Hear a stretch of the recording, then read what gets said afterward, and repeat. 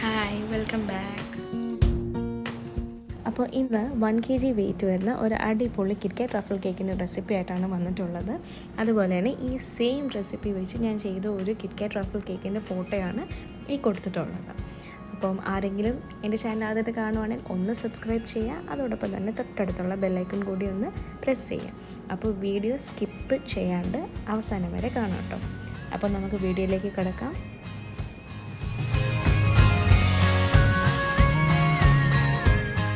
അപ്പോൾ ആദ്യം തന്നെ ക്ലീൻ ആയിട്ടുള്ളൊരു ബൗളെടുക്കുക, അതിൽ ഒരു അരിപ്പ് വെച്ച് കൊടുക്കുക, എന്നിട്ട് 1/4 കപ്പ് മൈദ ഇടുക. ഇനി അതിൽ നിന്ന് 2 ടേബിൾ സ്പൂൺ മൈദ എടുത്ത് മാറ്റാം.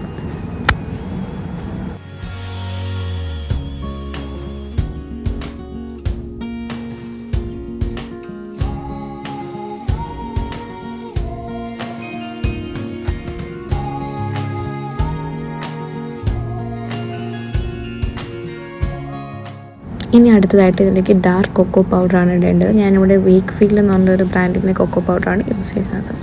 അപ്പോൾ ഇതിലേക്ക് ഇനി 2 tablespoon cocoa powder add ചെയ്ത് കൊടുക്കാം. ഇനി അടുത്തതായിട്ട് 1/2 ടീസ്പൂൺ ബേക്കിംഗ് പൗഡറും 1/4 ടീസ്പൂൺ ബേക്കിംഗ് സോഡയും കൂടി ഇട്ട് കൊടുക്കാം. ഇനി ഇതൊരു 3 പ്രാവശ്യം നന്നായിട്ട് അരിച്ചെടുക്കാം. അടുത്തതായിട്ട് ക്ലീൻ ആയിട്ടുള്ളൊരു ബൗൾ എടുക്കാം. ഒട്ടും തന്നെ വെള്ളം പാടില്ല. അതിലേക്ക് 3 മുട്ട പൊട്ടിച്ച് ഒഴിക്കുക. കൂടെ തന്നെ 1 ടീസ്പൂൺ വാനില എസൻസ് കൂടി ഒഴിക്കുക. എന്നിട്ട് ബീറ്റ് ചെയ്യുക. മുട്ട നന്നായിട്ട് പതഞ്ഞു വരുമ്പോൾ അതിലേക്ക് 1/4 കപ്പ് പൊടിച്ച പഞ്ചസാര കുറേശ്ശെയായിട്ട് ചേർത്ത് കൊടുക്കുക.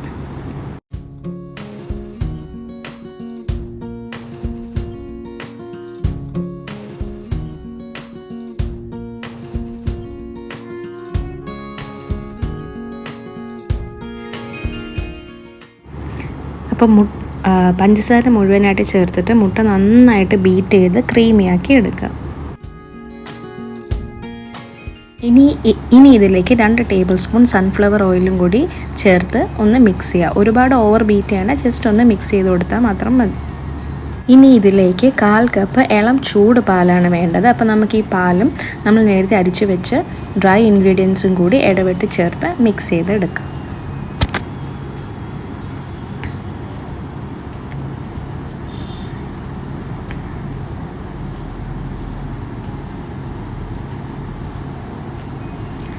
നിങ്ങളിപ്പോൾ മിക്സ് ചെയ്യാൻ വേണ്ടിയിട്ട് ബീറ്ററാണ് യൂസ് ചെയ്യുന്നതെങ്കിൽ അത് ഫസ്റ്റ് സ്പീഡിൽ ഇട്ട് വേണം മിക്സ് ചെയ്യാനായിട്ട്. ഒരുപാട് ഓവർ ബീറ്റ് ചെയ്യാൻ പാടില്ല, കാരണം കേക്ക് ഹാർഡായി പോകും.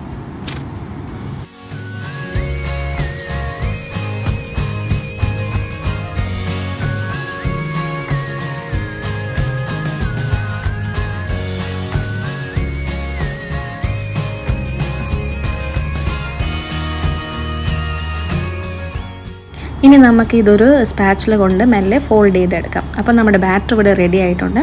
ഇപ്പോൾ ഇവിടെ ഞാനൊരു 7 ഇഞ്ചിൻ്റെ മോൾഡാണ് എടുത്തിട്ടുള്ളത്. അതിൽ ബട്ടർ പേപ്പർ വെച്ച് ഓയിൽ ചെയ്ത് ബട്ടർ പേപ്പർ വെച്ചാണ്. അപ്പോൾ നമുക്ക് ഈ ബാറ്റർ അതിലേക്ക് ഒഴിച്ചു കൊടുക്കാം. എന്നിട്ട് നന്നായിട്ട് ടാപ്പ് ചെയ്യുക. എയർ ബബിൾസ് ഒക്കെ പോകാൻ വേണ്ടിയിട്ടാണ്. അപ്പോൾ നന്നായിട്ട് തന്നെ ടാപ്പ് ചെയ്തെടുക്കാം. ഇനി നമുക്കിത് 200 ഡിഗ്രി സെൽഷ്യസിൽ 10 മിനിറ്റ് പ്രീ ഹീറ്റ് ചെയ്ത് ഓവനിൽ ഒരു 40 മിനിറ്റ് ബേക്ക് ചെയ്യാനായിട്ട് വെക്കാം. അപ്പോൾ 40 മിനിറ്റ് ഒക്കെ ആയപ്പോഴത്തേക്കും കേക്ക് ബേക്കായി വന്നിട്ടുണ്ട്. നല്ല സോഫ്റ്റ് ആയിട്ടുള്ള കേക്കാണ് കിട്ടിയിട്ടുള്ളത്. ഇനി അടുത്തതായിട്ട് നമുക്ക് ഈ കേക്കിന് ആവശ്യമായിട്ടുള്ള ക്രീം ബീറ്റ് ചെയ്തെടുക്കാം. ഇവിടെ 1 കപ്പ് ക്രീമാണ് എടുത്തിട്ടുള്ളത്. അതിലേക്ക് ചോക്ലേറ്റ് ഗനാഷ് കൂടി ആഡ് ചെയ്തിട്ടുണ്ട്. ഇപ്പം നമ്മളിവിടെ ഇപ്പോൾ ചോക്ലേറ്റ് ക്രീമാക്കി എടുക്കണം. അപ്പോൾ ഇതിൻ്റെയൊക്കെ അളവും കാര്യങ്ങളൊക്കെ ഞാൻ താഴെ ഡിസ്ക്രിപ്ഷൻ ബോക്സിൽ കറക്റ്റായിട്ട് കൊടുക്കാം.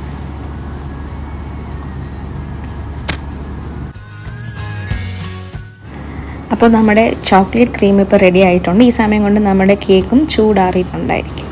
അടുത്തതായിട്ട് നമുക്ക് കേക്ക് 3 ലെയറായിട്ട് കട്ട് ചെയ്തെടുക്കാം. ചൂട് നന്നായിട്ട് ആറിയതിന് ശേഷം വേണം ലെയറാക്കാൻ, അല്ലെങ്കിൽ കേക്ക് പൊടിഞ്ഞു പോകാനായിട്ടുള്ള ചാൻസ് ഉണ്ട്.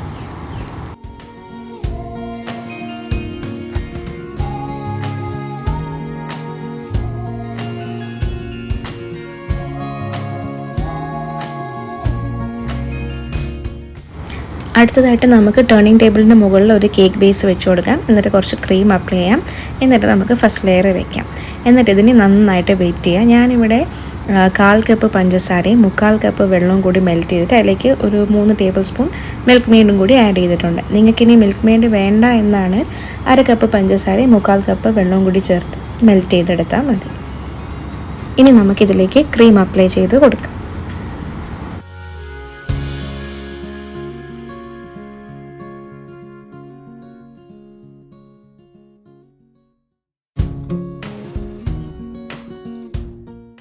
ഇനി നമുക്ക് ഫില്ലിങ്സ് ആയിട്ട് ചോക്ലേറ്റ് ഗനാഷും കിറ്റ്കാറ്റും കൂടി ഇട്ട് കൊടുക്കാം.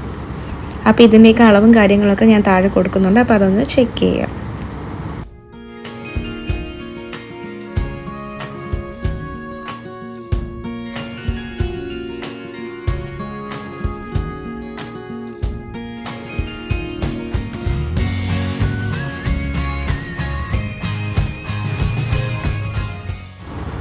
ഇതുപോലെ തന്നെ ബാക്കി ലെയേഴ്സും ചെയ്ത് ക്രം കോട്ട് ചെയ്ത് നമുക്കൊരു അരമണിക്കൂർ ഫ്രിഡ്ജിൽ വെച്ച് എടുക്കാം. എന്നിട്ട് നമുക്ക് ഫൈനൽ കോട്ടിങ് കൊടുക്കാം.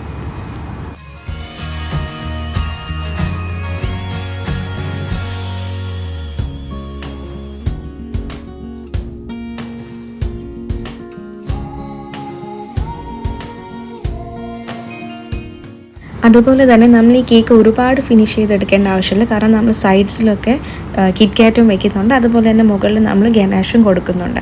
അതുകൊണ്ട് തന്നെ ബിഗിനേഴ്സിനൊക്കെ വളരെ ഈസി ആയിട്ട് ചെയ്യാൻ പറ്റുന്ന ഒരു കേക്കാണ് കിറ്റ്കാറ്റ് ട്രഫിൾ കേക്ക്. അപ്പോൾ നമ്മളിവിടെ അത്യാവശ്യം കേക്ക് ഫിനിഷ് ചെയ്തെടുത്തിട്ടുണ്ട്. ഇതിനി നമുക്ക് സൈഡ്സൊക്കെ നന്നായിട്ട് ക്ലീൻ ചെയ്തിട്ട് നന്നായിട്ട് സെറ്റാവാനായിട്ട് വെക്കാം. കേക്ക് ഇപ്പോൾ നന്നായിട്ട് സെറ്റായിട്ടുണ്ട്. നമുക്കിനി അടുത്തായിട്ട് ഇതിൻ്റെ മുകളിൽ ഗനാഷ് ഒഴിച്ചു കൊടുക്കാം.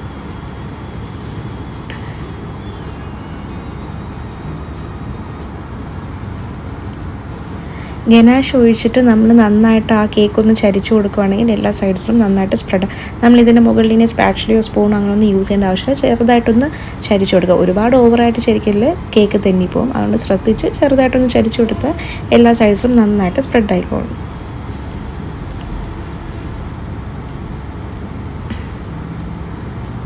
നമുക്ക് ഫ്രിഡ്ജിൽ വെച്ച് സെറ്റ് ചെയ്യാം. ഒരു ഓവർനൈറ്റ് വെക്കുകയാണെങ്കിൽ അതായിരിക്കും ഏറ്റവും നല്ലത്. എന്നിട്ട് ഇതിന് ചുറ്റും കിറ്റ്കാറ്റ് വെച്ച് കൊടുക്കാം. ഞാനിവിടെ കിറ്റ്കാറ്റ് വെക്കുന്ന ആ ഒരു ക്ലിപ്പ് എൻ്റെ കയ്യിൽ നിന്ന് മിസ്സായിപ്പോയി.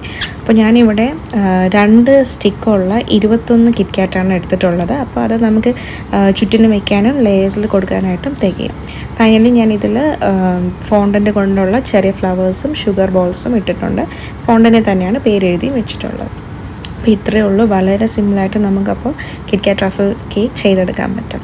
അപ്പം നിങ്ങളൊന്ന് ട്രൈ ചെയ്ത് നോക്കുക. ട്രൈ ചെയ്തിട്ട് അഭിപ്രായം പറയാം.